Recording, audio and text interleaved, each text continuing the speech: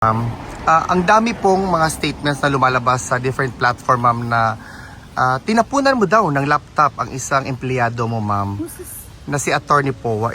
Do you want to react to that particular statement or narrative?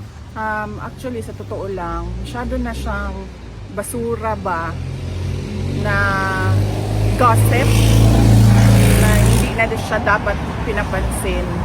Pero dahil tinanong mo, sagutin ko na lang, never in the history sa aking trabaho ako nagtapon ng laptop sa isang colleague or sa isang empleyado or sa isang abogado. Dahil unang-una, wala naman atang, pag nagtapon ka ng laptop or nagtapon ka ng cellphone, wala siyang benefit sa iyo, and syempre wala siyang benefit sa tatamaan ng laptop or cellphone. Pangalawa, hindi ako gumagamit ng laptop kasi hindi ako marunong gumamit ng computer.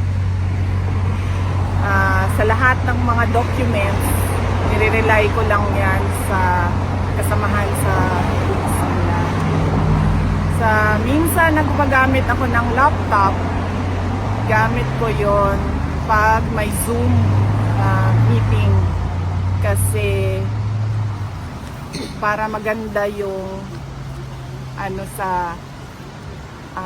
image, para maganda yung image sa Zoom meeting, laptop ang ginagamit ko, hindi cellphone.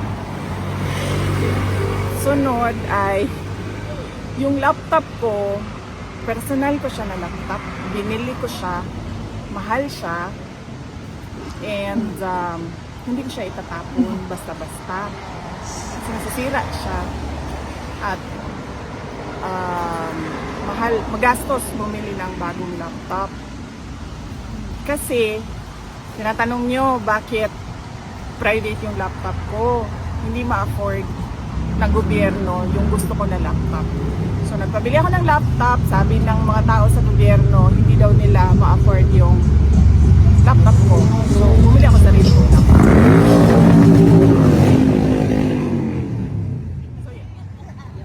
Hindi ako nagtatapon ng gamit, kahit anong gamit sa ibang tao. And pangalawa, hindi ko tatapon yung laptop ko dahil personal ko yun. Pag nasira yun, ako din yung gagastos sa bibili ng bago. Pero sabi ko nga, basura siya na